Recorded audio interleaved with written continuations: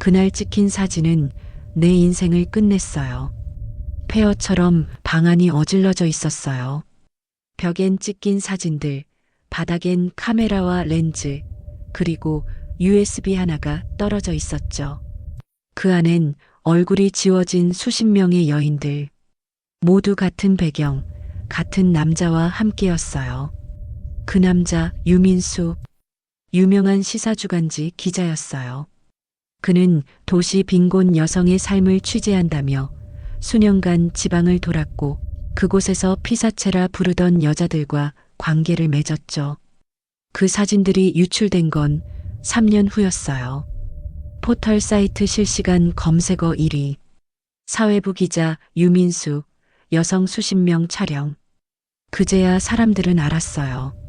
그가 기록한 건 진실이 아니라 욕망이었다는 걸. 이 사건은 2000년대 초 벨기에에서 실제 일어났던 기자 필리프 세르바티 사건을 바탕으로 하고 있습니다. 그는 취재 명목으로 모로코의 빈곤 여성들을 성적으로 착취하고 그 사진을 촬영해 보관하다가 유출되며 전 세계적 파문을 일으켰죠. 오늘 우리가 이야기할 이야기는 그 사건을 한국의 언론 현실과 인간의 탐욕에 맞춰 다시 써본 이야기예요. 한 남자의 카메라가 향한 곳은 세상의 어둠이 아니라 그 자신이 숨기고 싶었던 어둠이었어요. 그리고 이 이야기는 묻습니다. 기록과 착취의 경계는 어디까지일까? 당신이라면 그 어둠을 폭로할 수 있겠습니까? 그날은 여름이 막 시작되던 6월이었어요. 서울 본사에서 내려온 출장 명령서에는 지방 여성 빈곤층 실태 취재 담당 유민수 기자라고 적혀 있었죠. 유민수는 회사에서 능력 있는 기자로 통했어요. 화려한 기사, 화끈한 헤드라인, 그의 이름이 걸린 기사엔 늘 클릭수가 터졌거든요. 하지만 누구도 몰랐어요. 그가 현장에선 카메라보다 여자를 더 들여다본다는 걸요. 정나영 기자, 취재 준비 다 됐지? 신입 기자 나영은 잔뜩 긴장한 얼굴로 고개를 끄덕였어요. 네, 선배. 인터뷰 대상은 다 연락드렸어요. 유민수는 의미심장한 미소를 지었죠. 좋아. 이번엔 사람 냄새 나는 기사로 가보자고. 그들은 오래된 모텔에 숙소를 잡았어요. 촬영 장비, 조명, 카메라가 방 한 구석을 메웠죠. 그런데 민수는 그 장비를 기사보다 여자 인터뷰이에게 향하게 했어요. 표정이 좋아요. 잠깐만 더 찍을게요. 그녀가 불편하다는 눈빛을 보냈지만 민수는 그걸 진심이라 착각한 듯 웃어버렸어요. 그날 밤 나영은 이상한 걸 봤어요. 민수가 찍은 사진 중 일부에 여자의 얼굴 대신 벌거벗은 어깨와 손끝만 남아 있었던 것이었죠. 이건 뭐예요? 예술이야. 현실을 있는 그대로 담는 거지. 그 한마디에 나영의 속이 서늘하게 식어버렸어요. 다음 날 그들은 인터뷰 대상자라며 작은 마을의 미용실 여주인을 찾아갔어요. 유민수는 평소처럼 부드럽게 말을 걸었죠. 사장님, 요즘 경기가 많이 힘드시죠? 사진 몇 장만 찍을게요. 처음엔 그저 취재 같았어요. 하지만 민수의 카메라 렌즈는 점점 이상한 곳을 향했죠. 그는 여자의 손끝, 목선, 그리고 허리 라인을 집요하게 찍었어요. 그 표정 좋아요. 조금만 더 그렇게 자연스럽게요. 말은 예술이었지만 눈빛은 취재가 아니었어요. 나영은 옆에서 숨이 막혔어요. 선배, 너무 가까이 찍는 거 아니에요? 민수는 웃으며 대답했죠. 현실은 가까이서 봐야 진짜가 보여. 내가 아직 몰라서 그래. 그날 밤 숙소로 돌아온 민수는 혼자 노트북을 켰어요. 나영은 샤워를 마치고 나오는 길에 화면을 스치듯 봤어요. 편집 프로그램 속 인터뷰 사진들. 그중엔 옷을 벗은 채 눈을 감고 있는 여자의 모습이 있었어요. 이건 뭐예요? 나영이 얼어붙은 목소리로 묻자 민수는 모니터를 닫으며 낮게 웃었죠. 취재는 때로 진실을 벗겨내야 해. 그게 기자야. 그 말이 이상하게 머리에 박혔어요. 벗겨내야 해. 그 단어가 그날 이후 나영의 악몽이 됐어요. 그날 오후 민수는 또 다른 피사체를 찾아 나갔어요. 이번엔 버스 정류장에서 만난 20살 아르바이트생이었죠. 시골 청춘의 삶을 다루는 기획이라서요. 잠깐 인터뷰 가능할까요? 민수는 늘 그랬듯 친절했고 카메라를 들 때마다 미소를 지었어요. 하지만 그 미소 속엔 어딘가 설명할 수 없는 불순함이 섞여 있었죠. 나영은 뒤에서 조용히 지켜봤어요. 민수가 여자를 따라가 골목 안으로 사라질 때 그는 카메라 가방이 아니라 작은 향수병을 꺼내 들었어요. 잠시 후 희미한 웃음소리와 셔터 소리가 번갈아 들려왔죠. 한참이 지나 돌아온 민수는 아무 일 없었다는 듯 말했어요. 좋은 사진 몇 장 건졌어. 기사 잘 나올 거야. 그런데 노트북 화면 속에는 기사 초안도 인터뷰 노트도 없었어요. 대신 폴더 하나만 있었죠. 나영은 몰래 그 폴더를 열었어요. 사진 수십 장, 이름 없는 여성들, 같은 모텔 벽지, 그리고 모두 같은 남자가 등장했어요. 카메라를 든 채 웃고 있는 남자. 그게 유민수였어요. 선배, 이건 기사용이 아니잖아요. 나영의 손이 떨렸어요. 민수는 아무 말 없이 담배를 피웠죠. 나영아, 세상은 알아도 몰라야 할 게 있어. 그 말과 함께 그가 문을 닫았을 때 나영은 직감했어요. 이건 취재가 아니라 범죄라는 걸. 서울 본사로 복귀한 지 사흘째 되는 날, 유민수의 새 기사가 잡지 표지를 장식했어요. 제목은 가난 속에서도 피어나는 삶의 빛.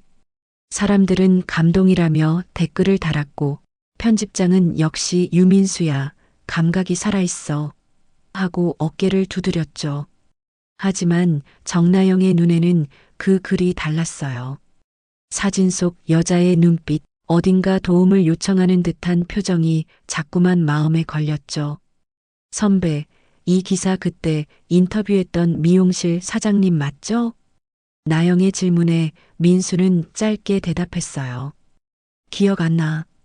현장은 다 비슷하지. 그 말투가 이상하게 느껴졌어요.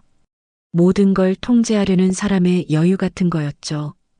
그날 저녁 나영은 동료 기자 박진수에게 조심스레 물었어요. 혹시 유민수 선배, 예전에도 이런 식의 취재를 한 적 있나요? 박진수는 잠시 망설이다가 낮게 속삭였어요. 3년 전에도 한 번 있었어.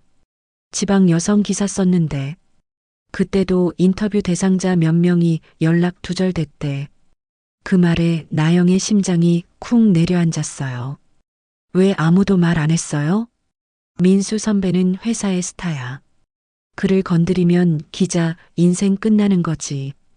유민수는 그 시각 회식 자리에서 웃고 있었어요. 기자는 냉정해야 해. 감정에 휘둘리면 좋은 글 못 써. 잔을 비우며 말하던 그의 눈빛은 차가웠죠. 그가 취재를 통해 구한 건 진실이 아니라 타인의 나체 같은 약점이었으니까요. 며칠을 망설이다가 나영은 결국 한 장의 사진을 들고 기사를 쓴 지역으로 내려갔어요. 사진 속 여자는 분명 미용실 주인이었죠. 그녀의 이름은 이선희. 기사는 강단 있는 자영업 여성으로 소개됐지만 실제 미용실은 문을 닫은 지 오래였어요. 근처 식당 아주머니가 말했죠. 선희 씨? 그 사람 몇 달 전에 가게 정리했어요. 그 기자랑 일난 뒤로 얼굴을 안 보여. 나영은 주소를 수소문해 허름한 반지하로 찾아갔어요. 문틈 사이로 희미한 불빛이 새어나왔죠. 저 기자 정나영입니다. 잠깐 이야기 가능할까요? 잠시 침묵 후 문이 열렸어요. 초췌한 얼굴의 여자가 서 있었죠. 또 기자예요? 이제 그만 좀 해요. 다 끝났어요. 저는 유민수 기자와 같이 일했습니다. 혹시 그 사람이 뭘 하던 사람인지 알고 계신가요? 이선희의 표정이 굳었어요. 그 사람? 취재한다더니 사진을 찍었어요. 진짜 감정이 담긴 얼굴이 필요하다고 했죠. 그리고 나중에 그 사진이 인터넷에 올라왔어요. 내 몸, 내 얼굴 다. 그녀의 눈에서 눈물이 흘렀어요. 신고했지만 아무도 믿어주지 않았어요. 그는 기자였으니까요. 나영은 아무 말도 할 수 없었어요. 그 순간 머릿속에 번개처럼 스쳤죠. 폴더 속 다른 여자들 모두 이선희처럼 이용당했을지도 몰랐어요. 그날 밤 나영은 조용히 USB 하나를 꺼냈어요. 민수가 두고 간 그 USB. 진실은 이미 그 안에 들어 있었어요. 밤새도록 고민하다가 나영은 결국 USB를 꽂았어요. 화면에 폴더 하나가 떴죠. 그 속엔 날짜별로 정리된 수백 개의 사진이 있었어요. 처음엔 취재 현장 같았어요. 인터뷰 중인 모습, 거리 풍경, 미용실 간판들. 하지만 스크롤을 내릴수록 사진의 색이 달라졌어요. 어둡고 음습하고 누군가 울고 있었죠. 옷이 벗겨지고 눈을 가린 채 찍힌 여자들. 그리고 카메라를 들고 서 있는 남자. 유민수. 손이 덜덜 떨렸어요. 이걸 어떻게 세상에 내보내야 하지. 눈물이 아니라 분노가 치밀었어요. 그동안 그가 썼던 기사 제목들이 머릿속을 스쳤죠. 눈물 속 희망을 본다. 절망 속에도 피어나는 용기. 그 모든 글이 이 여자들의 고통을 포장한 거짓말이었다는 걸 이제야 알았어요. 그때였어요. 문 밖에서 발소리가 들렸어요. 익숙한 목소리, 유민수였죠. 나영아, 아직 안 자? 무슨 일 있어? 나영은 재빨리 노트북을 덮었어요. 심장이 터질 듯 뛰었죠. 그냥 기사 정리 좀 하고 있었어요. 그는 여전히 부드럽게 웃었어요. 그래, 우리 기사 잘 써야지. 세상에 진실을 보여줘야 하잖아. 그 말이 너무 역겨웠어요. 진실을 찍는 사람이 아니라 진실을 짓밟는 사람이었다는 걸 이제야 깨달았으니까요. 나영은 결심했어요. 이 사람을 기자로 두면 안 된다. 다음 날 새벽 나영은 회사에 아무도 없는 시간에 출근했어요. 노트북을 열고 문서 제목을 썼죠. 특종 제보기자 유민수의 불법 촬영 및 성 착취 의혹. 손가락이 떨렸어요. 보내기 버튼 하나 누르면 모든 게 달라질 수 있었죠. 그가 쌓은 명예도 내가 쌓아온 경력도 함께 무너질지도 몰랐어요. 하지만 멈출 수 없었어요. 그 USB 속 여자들의 울음소리가 귓가를 떠나지 않았거든요. 메일을 보내려는 순간 문이 덜컥 열렸어요. 이 시간에 혼자 일하네? 유민수였어요. 어둠 속에서도 그의 눈빛은 번들거렸죠. 선배 이렇게 일찍 오셨어요? 그냥 내가 뭘 하는지 궁금해서. 민수는 나영의 책상 위를 훑어봤어요. 노트북 화면엔 방금 닫은 파일 제목이 희미하게 남아 있었죠. 그의 미소가 사라졌어요. 그거 내가 가진 거야? 나영은 숨이 막혀 말을 잇지 못했어요. 아무것도 아니에요. 그냥 백업하려고. 민수는 천천히 다가와 손을 뻗었어요. USB 좀 줘봐. 그 순간 나영은 본능적으로 가방을 움켜쥐었어요. 이건 제 취재 파일이에요. 둘 사이 공기가 무겁게 굳었어요. 민수는 잠시 웃더니 낮게 중얼거렸죠. 기자는 함부로 불을 지르면 안 돼. 그 불이 너한테도 번질 수 있거든. 그 말은 협박이었어요. 하지만 나영은 알고 있었어요. 이미 불은 붙었다는 걸. 그날 이후 나영은 회사 복도에서 자꾸 누군가의 시선을 느꼈어요.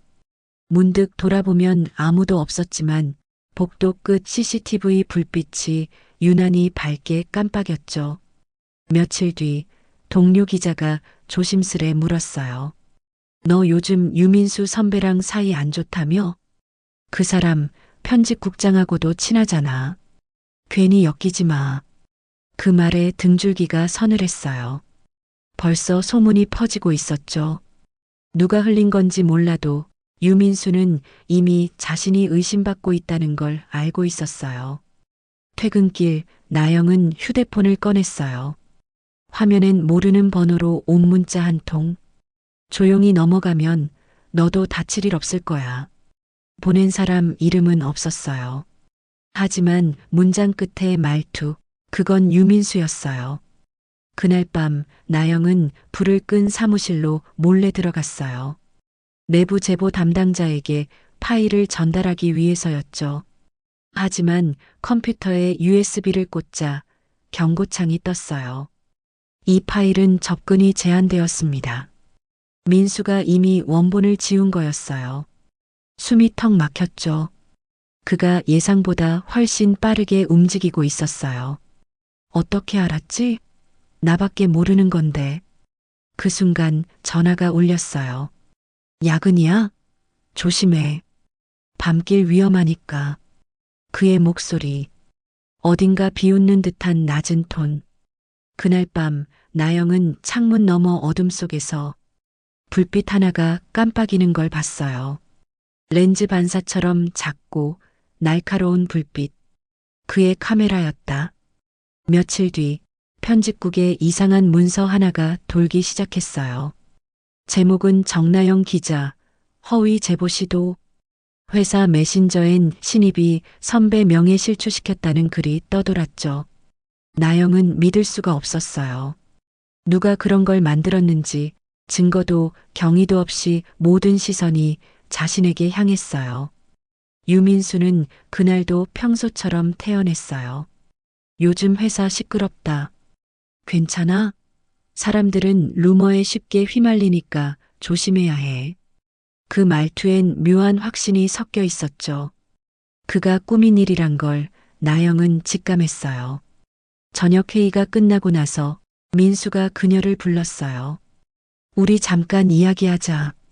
회의실 문이 닫히자 그의 얼굴이 차갑게 굳었어요. 너 왜 내 뒤를 캐? 너 같은 애는 한번 기사 써본 적도 없잖아. 내 이름으로 여기까지 왔으면 조용히 굴어야지. 선배가 한 짓 다 봤어요. 그 USB에 뭐가 있는지도 알고요. 나영이 맞받아치자 민수는 피식 웃었어요.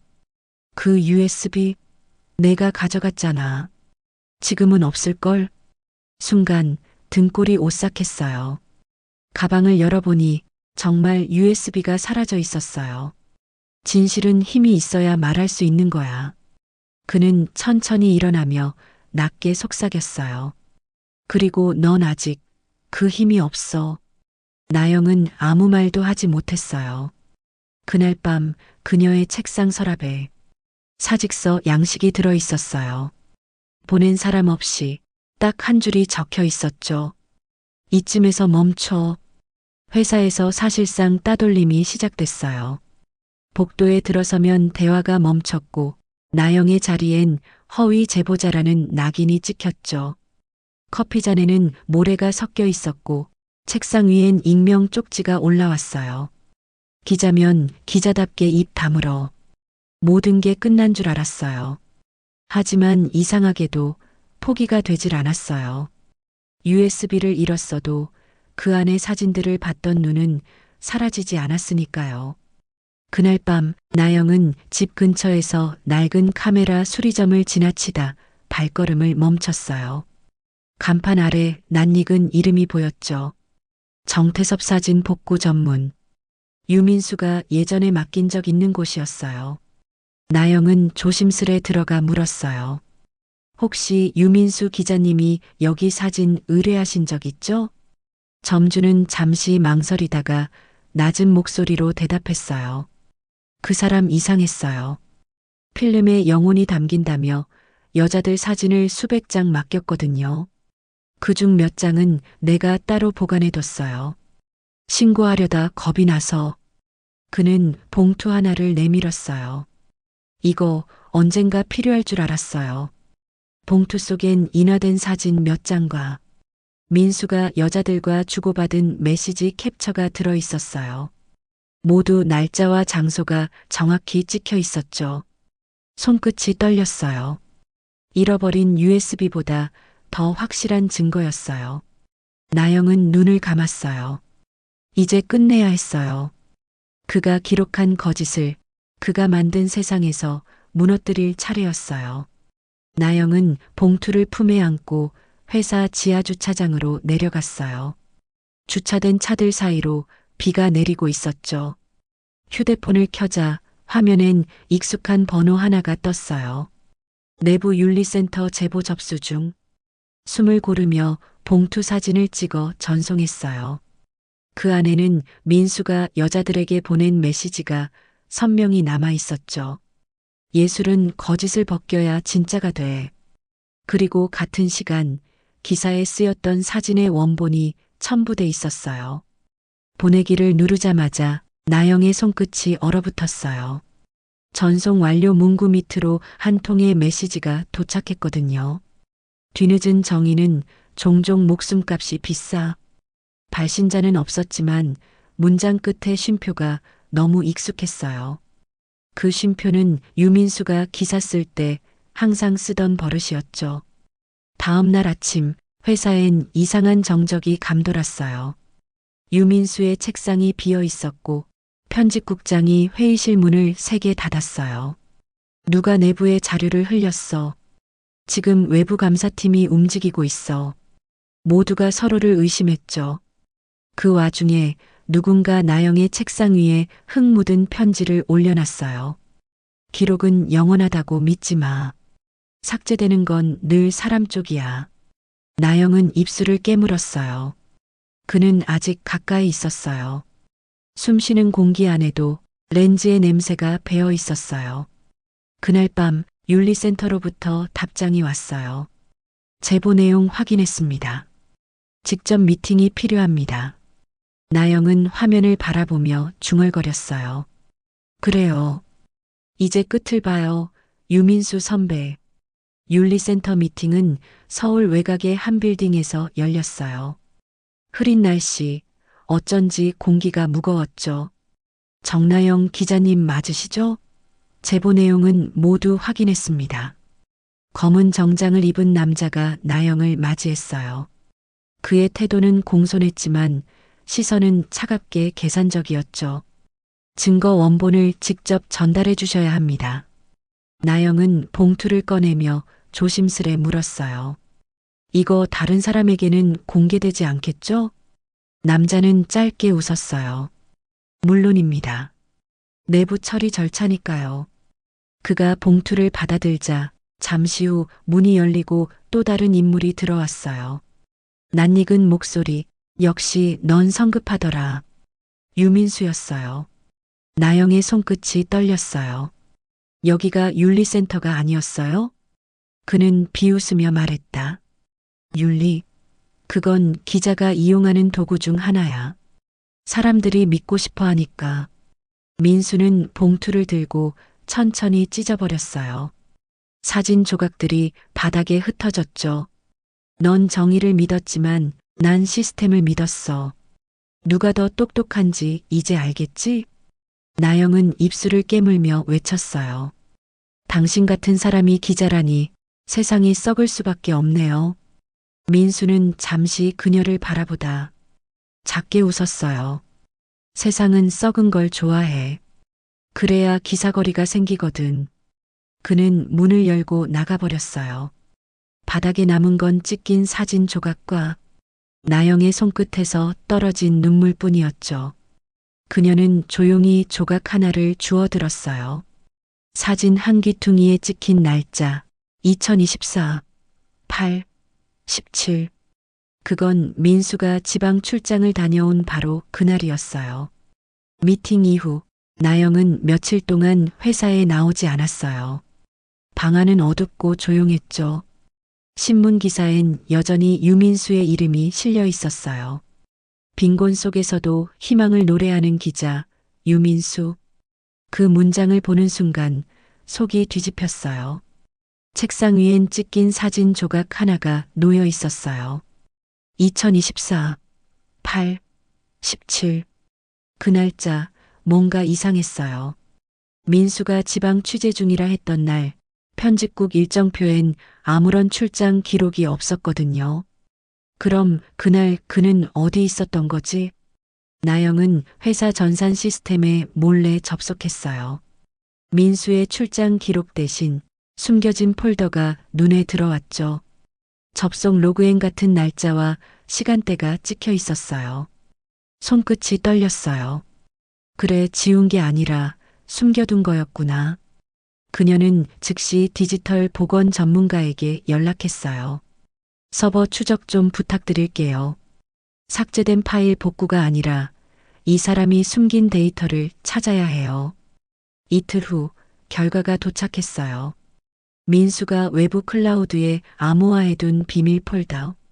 그리고 그 안엔 수백 장의 사진이 남아 있었어요. 날짜, 장소, 피해자 이름. 모두 정확히 기록된 그의 범죄 일지였죠. 나영은 천천히 모니터를 바라봤어요. 이제 내 세상은 끝이야, 유민수. 그녀의 목소리는 더 이상 떨리지 않았어요. 두려움 대신 확신이 자리 잡고 있었죠. 복원된 파일을 보는 동안 나영은 손끝이 얼어붙는 느낌이 들었어요. 모니터엔 수십 명의 얼굴, 그중엔 자신이 직접 만났던 이선희도 있었어요. 웃고 있었지만 그 웃음 뒤엔 절망이 숨어 있었죠. 이건 경찰이 아니라 세상이 봐야 해. 나영은 그렇게 중얼거렸어요. 그녀는 가방에 외장하드를 넣고 밤늦은 시간 방송국 문을 두드렸어요. 유일하게 믿을 수 있는 사람, 선배 시절 자신을 가르쳤던 강지훈 기자가 그 안에 있었죠. 나영아, 이 시간에 웬일이야? 선배 기사 하나 써주세요. 그가 쓴 모든 거짓을 세상에 알려야 해요. 지우는 파일을 열어보다가 얼굴이 굳었어요. 이거 진짜야? 유민수가 이런 걸 한 거야? 예. 취재라는 이름으로 여자를 찍고 팔았어요. 그는 한참을 침묵하다가 고개를 끄덕였어요. 좋아. 이건 경찰보다 언론이 먼저 다뤄야 해. 근데 보복당할 수도 있어요. 괜찮아. 우리 일 원래 위험했잖아. 그 말에 나영은 처음으로 웃었어요. 누군가 자신을 믿어주는 감각이 너무 낯설었죠. 그날 밤 강지훈의 팀은 긴급 제작회의를 열었어요. 타이틀은 간단했죠.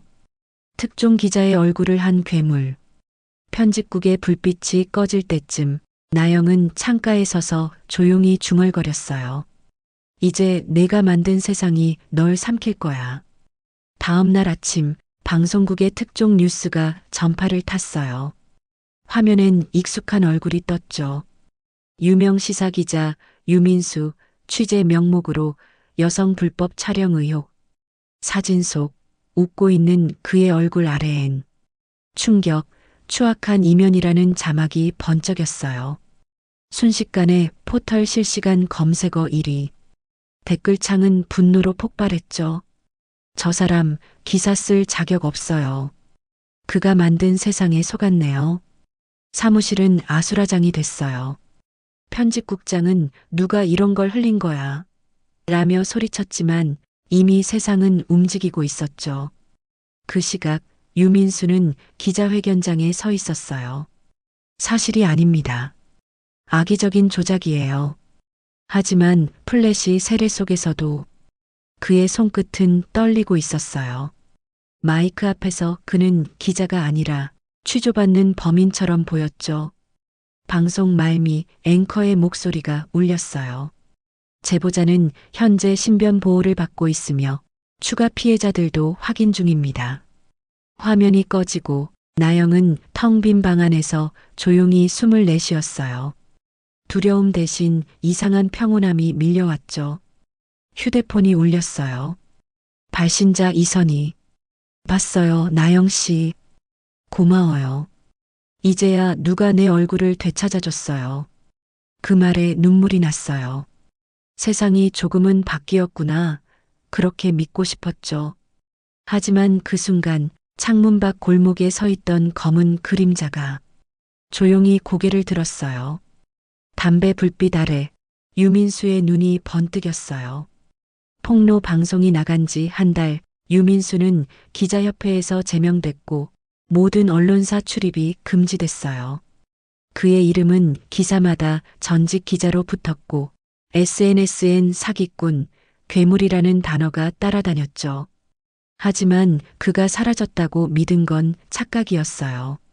나영은 새로운 부서로 발령받아 조용히 일했어요. 매일 아침 커피를 마시며 이젠 끝났다고 스스로에게 되뇌었죠. 그런데 이상한 일이 생겼어요. 출근길마다 누군가의 발소리가 따라붙었어요. 택배함엔 이름 없는 봉투가 계속 들어왔죠. 첫 번째엔 찢긴 신문 한 조각, 두 번째엔 사진 한 장, 그리고 세 번째 봉투엔 내가 만든 기사 덕분에 난 죽었어라는 메모가 들어 있었어요. 심장이 멎는 줄 알았어요. 글씨는 알아볼 수 없었지만 문장 끝에 쉼표 하나가 너무 익숙했어요. 그날 저녁 회사 근처 카페에서 누군가 그녀를 불렀어요. 오랜만이야, 나영아. 고개를 돌리자 낡은 야구 모자에 수염이 덮인 얼굴. 유민수였다. 선배, 당신 여길 어떻게 해? 그냥 인사나 하러 왔어. 내가 잃은 걸 누가 대신 가져갔는지 보고 싶었거든. 그의 웃음은 평소보다 조용했지만 눈빛은 여전히 차가웠어요. 정의로운 기자님, 이번엔 당신이 기사감이 되겠네. 나영의 손끝이 떨렸어요. 그의 손엔 카메라가 들려 있었거든요. 그날 이후 나영은 집을 옮기고 번호도 바꿨어요. 하지만 이상하게도 어디를 가든 그 그림자가 따라왔죠. 새 아파트 우편함엔 또 봉투가 있었어요. 이번엔 사진 한 장, 커피를 마시는 나영의 모습이었어요. 찍은 각도, 초점, 프레임. 그건 유민수의 습관이었어요. 그날 밤 뉴스에서 낯익은 이름이 들렸어요. 전직 기자 유민수, 온라인 미디어 설립 발표. 그는 고개를 숙인 채 말했죠. 모든 건 조작이었습니다. 진실은 왜곡됐고 저는 희생자입니다. TV 속 그의 표정은 철저히 계산돼 있었어요. 사과와 억울함이 절묘하게 섞여 있었죠. 댓글창엔 또다시 두 개의 진영이 싸우기 시작했어요. 악마가 돌아왔다. 기자는 사실로 판단해야 한다. 그 순간 나영은 깨달았어요. 그는 절대 사라지지 않는다고. 세상이 있는 속도를 누구보다 잘 아는 사람이니까요. 그녀는 곧장 강지훈 기자에게 전화를 걸었어요. 선배, 유민수가 다시 움직여요. 알고 있어. 하지만 증거가 없잖아. 있어요. 예전 복원 파일 중에 안 쓴 게 하나 있어요. 그가 직접 찍은 영상이에요. 목소리까지 들어있어요. 지우는 잠시 침묵하다가 대답했어요. 그걸 공개하면 다시 위험해질 거야. 괜찮아요. 이번엔 내가 시작한 일이니까 내가 끝낼게요. 창문 너머로 불빛이 스쳤어요. 유민수의 카메라일지도 모른다는 생각이 스쳤지만 나영은 더 이상 피하지 않았어요. 그의 렌즈가 나를 향해 있더라도 이번엔 내가 그를 찍을 차례였으니까요. 밤새도록 화면만 바라봤어요. 영상의 재생 버튼을 누르자 유민수의 목소리가 방 안을 메웠죠. 표정 좋아요. 조금만 더 진짜 감정이 나와야 예술이지. 그의 숨소리, 셔터 소리, 그리고 울먹이는 여자들의 목소리. 모든 게 명확하게 녹음돼 있었어요. 그 파일 하나면 세상은 다시 흔들릴 수 있었죠. 하지만 나영은 이번엔 혼자가 아니었어요. 강지훈 기자가 뒤에서 조용히 말했다. 준비됐지? 네. 이제 끝내요. 다음 날 오후 온라인 방송국의 생방송 화면이 켜졌어요. 나영은 조용히 카메라 앞에 섰죠. 저는 기자 정나영입니다. 지금부터 공개할 영상은 진실을 가장한 한 남자의 범죄 기록입니다. 화면이 바뀌자 시청자 수가 폭발적으로 늘어났어요. 유민수의 얼굴, 목소리, 그리고 피해자들의 흔적이 그대로 재생됐죠. 순식간에 각종 포털 메인에 충격 영상이 걸렸어요. 그날 저녁 경찰은 유민수의 사무실을 압수수색했어요. 그는 도망치려 했지만 이미 모든 게 생방송으로 퍼지고 있었죠. 기자들이 몰려들자 그는 외쳤어요. 난 기자야. 세상을 보여주려 했던 거라고. 하지만 그 외침은 마이크에 닿기도 전에 묻혀버렸어요. 수갑이 채워지는 소리만 또렷했죠. 방송이 끝나고 나영은 스튜디오를 나서며 하늘을 올려다봤어요. 비가 내리고 있었지만 그 비는 시원했어요. 처음으로 세상이 조금은 맑아지는 것 같았죠. 이제 찍히는 게 두렵지 않아요. 그녀의 목소리가 떨림없이 흘러나왔어요. 유민수 사건이 세상에 알려진 지 반년이 지났어요. 그는 법정에서 징역 15년을 선고받았고 법정 구석에서 마지막으로 중얼거렸죠. 기자는 진실을 팔아서라도 살아남아야 해. 하지만 이제 아무도 그의 말을 믿지 않았어요. 피해자들은 조금씩 일상으로 돌아갔어요. 이선희는 미용실을 다시 열었고 손님이 들어올 때마다 거울 앞에 작은 문구를 붙여놨다고 했어요. 다시는 누군가의 기록 속 피해자가 되지 않겠다. 정나영은 언론계를 떠나지 않았어요. 다만 이제는 카메라 대신 노트를 들었죠. 화려한 기사보다 사람 냄새 나는 이야기를 담기 위해서였어요. 어느 날 강지훈이 물었어요. 이제 좀 편해졌지? 아니요, 선배. 세상은 여전히 거짓으로 굴러가요. 하지만 그걸 알면서도 쓰는 게 기자더라고요. 그녀는 커피잔을 내려놓고 창밖을 바라봤어요. 어딘가엔 또 다른 유민수가 있을지도 몰랐어요. 하지만 이번엔 두렵지 않았어요.